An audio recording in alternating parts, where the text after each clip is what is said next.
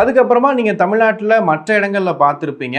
ஒரு கோயில் வந்து இப்போ நம்ம வீட்டு பக்கத்தில் இருந்திருக்கலாம், நம்ம தெரிஞ்ச கோயிலாக இருந்திருக்கலாம். ஒரு 3 ஆண்டுகளுக்கு முன்னாடி பெரிய விஷயமா இருந்திருக்காது. ஆனால் இந்த இன்ஸ்டாகிராம், ஃபேஸ்புக், யூடியூப் வந்ததுக்கப்புறம் வந்து அந்த கோயிலை பற்றி மற்றவங்க பேசி பேசி மற்ற மாவட்டங்கள், மற்ற ஊர்கள்ல இருந்து, மற்ற மாநிலங்கள்ல இருந்து நிறைய பேர் வரதை பார்த்துருப்போம். குறிப்பாக பார்த்தீங்கன்னா இப்போ சிறுவாபுரி கோயில்னு சொல்லிட்டு ஒரு கோவில் இங்கே இருக்குது சென்னையில். ஆரம்பத்தில் ஒரு 2-3 ஆண்டுகளுக்கு முன்னாடி பார்த்தீங்கன்னா அந்த கோவில் ஒரு நார்மலான ஒரு கூட்டம் வரக்கூடிய கோயிலாக தான் இருந்துச்சு. ஆனால் இப்போ ரீசெண்ட் டைமில் இந்த கோயிலுக்கு போனீங்க அப்படின்னா கிட்டத்தட்ட ஒரு 3-4 கிலோமீட்டருக்கு வெளியில், அதாவது கோயிலை தாண்டி வெளியில் வரைக்கும் கியூ நிற்கிது. இப்போ வடபழனி முருகன் கோயில் எடுத்துக்கலாம்.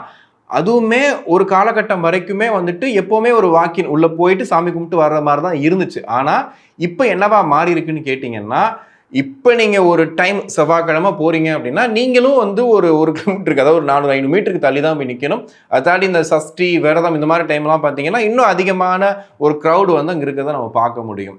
ஸோ இந்த மாதிரி இந்த யூடியூப், இன்ஸ்டாகிராம், ஃபேஸ்புக் வந்து சில விஷயங்களை இன்னும் பெருசாக மாற்றுது.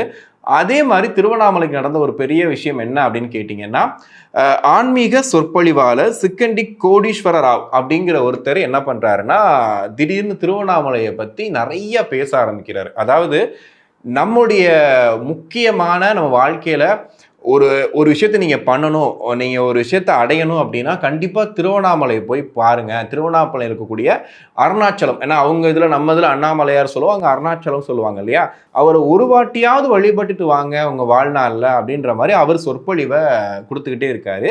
இது வந்து அங்கே யூடியூப்பில் பயங்கரமாக பரவ ஆரம்பிக்குது. உங்களுக்கு தெரிஞ்சிருக்கும், நம்மளை விட தெலுங்கு பீப்புளுக்கு என்னென்னா அதிகமாக பக்தியில் பயங்கர ஸ்ட்ராங்காக இருப்பாங்க. ஏதாவது ஒரு விஷயம், ஒரு சின்ன விஷயம்னா கூட வந்து கடவுள் நம்பிக்கையில் அவங்கள அடிச்சுக்க ஆளே கிடையாது. அந்த அளவுக்கு ரொம்ப நம்பிக்கை உடையவங்க. அவங்க என்ன பண்ணுறாங்கன்னா, இந்த சொற்பொழிவை கேட்டதுக்கப்புறம் கண்டிப்பாக திருவண்ணாமலைக்கு ஒரு வாட்டியாவது போகணும்னு சொல்லிட்டு அவங்க எல்லாரும் வந்து கிளம்பி வர ஆரம்பிக்கிறாங்க.